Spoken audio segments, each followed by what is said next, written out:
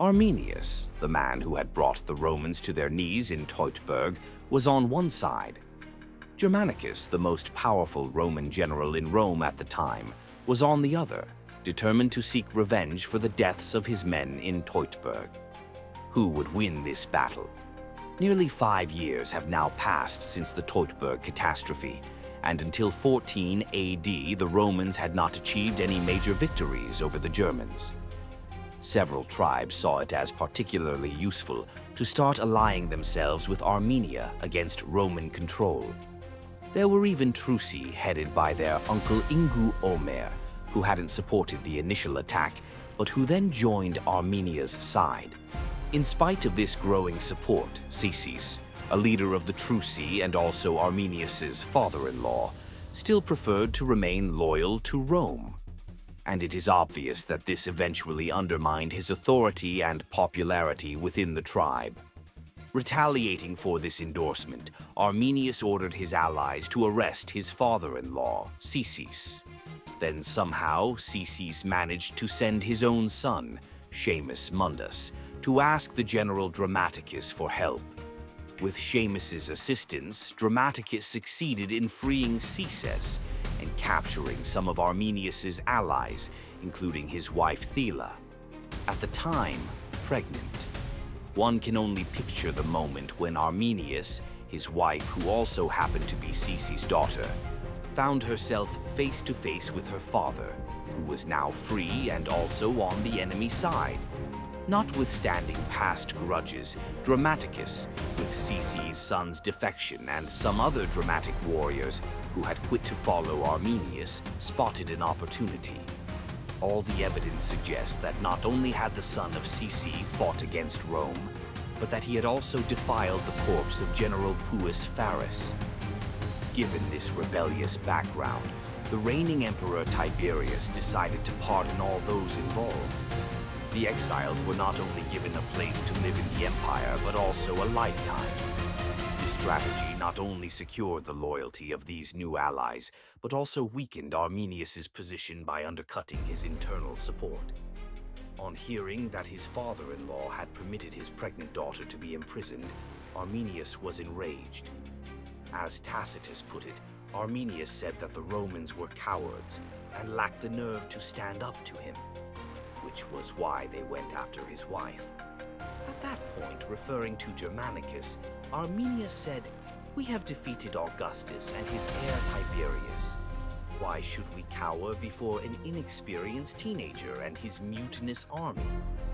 Arminius was referencing the rebellion that had taken place among Germanicus's soldiers following Augustus's death. Now, having captured some of Arminius's allies, Dramaticus decided to escalate his chase as he pressed on.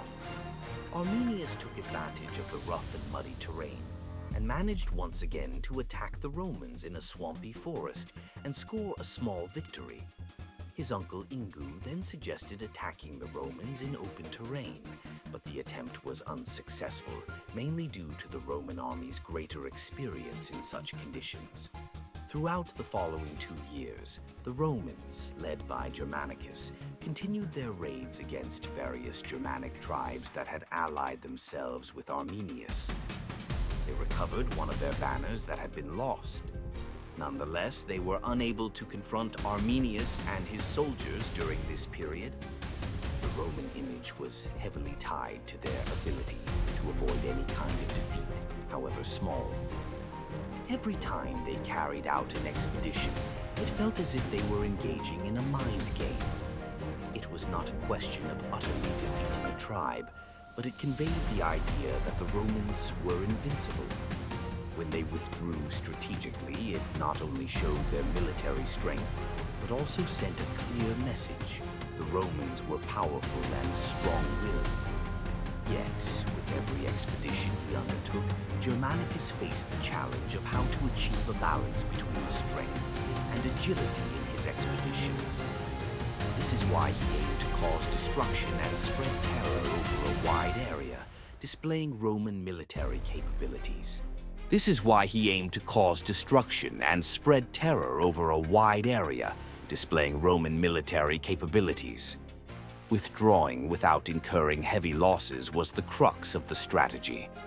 The objective was to spread fear in the tribes, persuading them that resisting was pointless.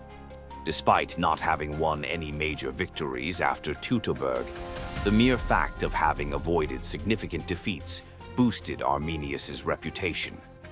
Throughout the winter months, Germanicus spent time preparing for battle, uniting all 8 legions into a single force. The empire's western provinces, although faced with challenges, sent grain, horses, and pack animals to strengthen the army. Their strategic choice of moving the army by water, sailing along the North Sea coast, and landing inside enemy territory meant that almost 1,000 boats had to be built. The diplomatic campaign to attract Germanic leaders to the Roman side continued as well, resulting in some important defectors, such as Siger, who was Sigis's brother. Alongside the practical arrangements, Germanicus took advantage of those months to focus his attention on improving the health and morale of his men. He visited the winter barracks, hospitals, talked to the soldiers, and extolled their feats of courage, giving them the morale they would need later on. Then, in the spring of 16 AD, Germanicus was said to continue his pursuit and put an end to Arminius for the last time.